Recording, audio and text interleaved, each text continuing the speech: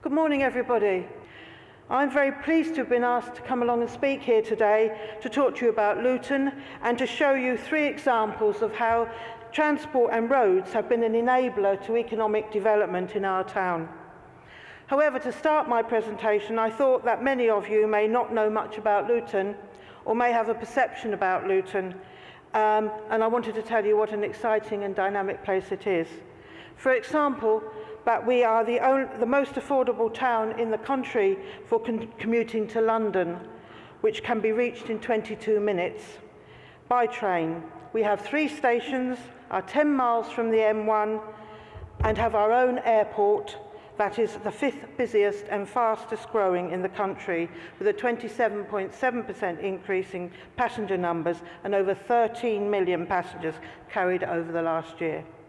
23 million are within a 2-hour reach, and 2016 was a landmark year for us as we launched our ambitious and credible 20-year, £1.5 billion investment framework that will create over 18,000 jobs.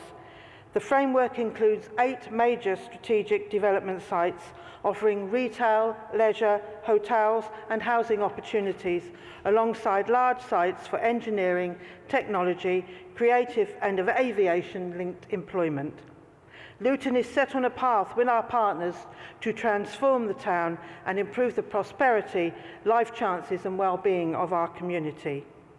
But today, I would like to outline to you how transport was an enabler to help us unlock Luton's potential. Firstly, Junction 10A of the M1. There was no doubt about it, Luton was closed for business, and journey times impacted a great deal on businesses such as Vauxhall and the airport. It was also impacting on planning and highways issues and the delivery of growth for the town.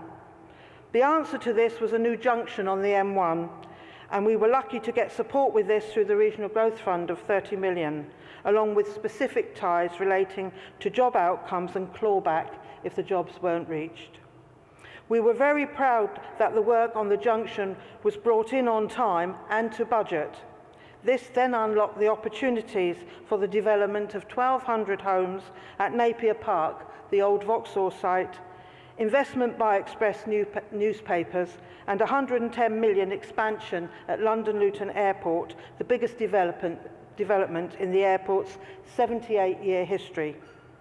It will significantly improve the passenger experience and increase annual capacity from 12 million to 18 million by 2020.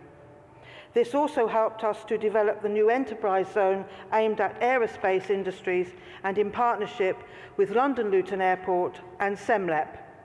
This will see further employment opportunities for the town. However, getting people to work is just as important, and congestion on the corridor between Luton and Dunstable could take anything from up to 15 to 45 minutes. And leads me on to the development in partnership with Central Bedfordshire Council, the £90 million Luton-Dunstable busway.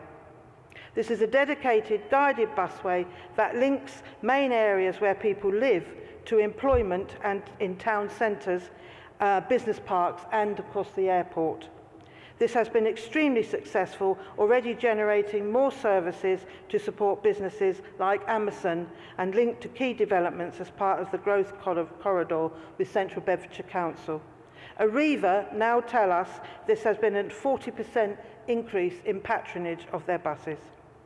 We have also seen increased walking and cycling and have worked with many businesses on travel plans for staff. It has certainly changed the way we travel, showing at least 50% of learners at Central Bedfordshire College now come from Luton travelling on the busway. Barnfield College in Luton is now looking to move from its current site on the outskirts of Luton to the town centre. This will make it much easier for learners to travel across town. Rather than travel across town, they can travel on the busway directly. And for learners from other parts of the conurbation to travel to Barnfield by train.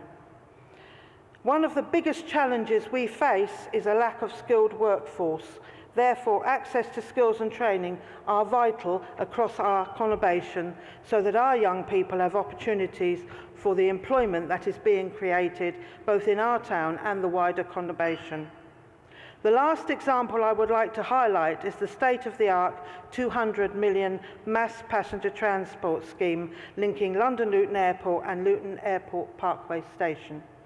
This will be a fully automated two-way guided rail people mover based on the latest system technology and design innovation, and when complete will enable the quickest direct journey between London St Pancras and the airport terminal of under 30 minutes.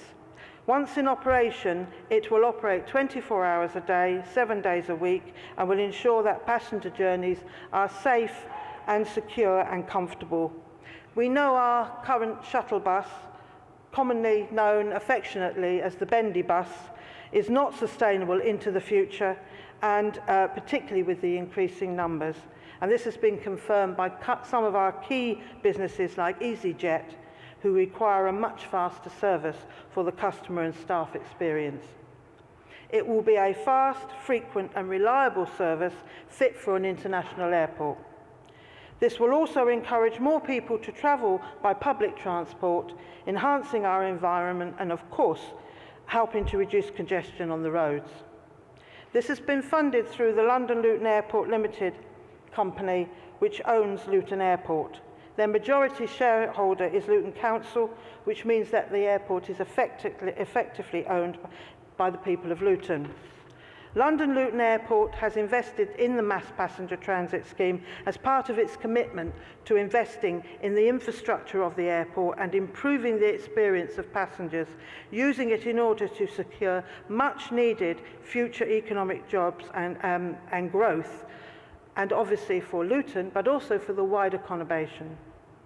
Transport is a vital enabler to grow economic development, and we must align central government and infrastructure funding with transport investment into the local areas and what the local priorities are. It's got to be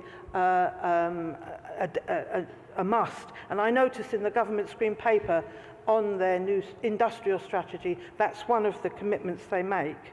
Luton has changed from the manufacturing town it was, although we must not forget we are still home to Vauxhall Motors, of course, and we have moved very much to a town where aerospace, the airport and the service sector are leading the way. Transport and roads will have enabled much of that to happen, and in the next 5 to 10 years, Luton will be a completely different town, one that is ambitious, innovative and ready for business.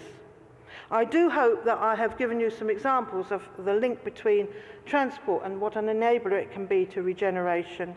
And I thank you for listening to my presentation, and I do hope that you enjoy the rest of the conference. Thank you.